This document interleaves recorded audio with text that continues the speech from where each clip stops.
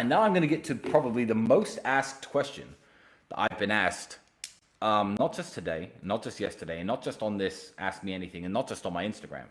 In the last month, the question that I have been asked the very most is, how has Andrew's conversion to Islam affected your brotherhood? How has it affected your relationship? Is it going to affect your relationship? Is it going to be strange living in a household with two faiths? Are you going to convert? These are a bunch of questions that have obviously come through, and I'm going to try to answer all of them within the next few minutes.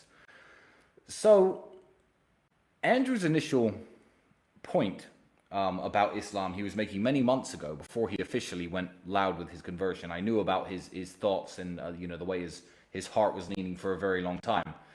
And Andrew made a very good point, a very strong point. And his point about Islam was this. He said, if you walk around a Catholic country, a country like Italy, and you insult Jesus Christ, or if you walk around England and you insult Jesus Christ, you could say offensive things about him. You could tell an English person or an Italian, here you go, say something bad about Jesus Christ or your God. Here's some money. Will you do that?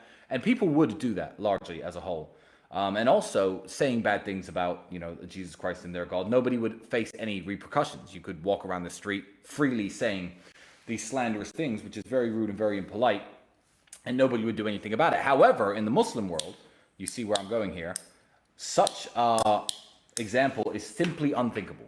A Muslim would never insult his own prophet. He'd never insult his own God. And that too, if you were in a Muslim country, or even in the presence of Muslim people, and you were to insult their God or their prophet, they would be absolutely furious. Someone might even punch you in the face. And that's very fair enough.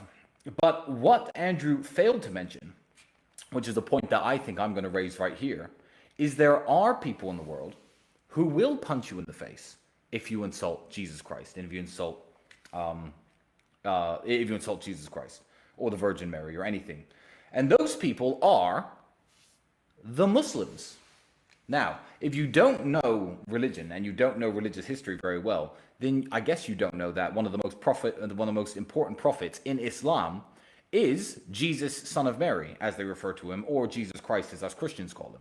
So this, Dubai, the Middle East, the United Arab Emirates, the Muslim world is a part of the world where you could not walk around and freely insult Jesus. So I feel perfectly at home in the Middle East, and I feel perfectly at home living with my brother, who is now a Muslim. He's going to put a Quran up above his title belts in the house. I have no problem with that book being in my house. I am very happy for my brother and the decision he made. I think that it's going to benefit him in the long run. I think that he's a lot happier than I've seen him in a very long time, and good for him.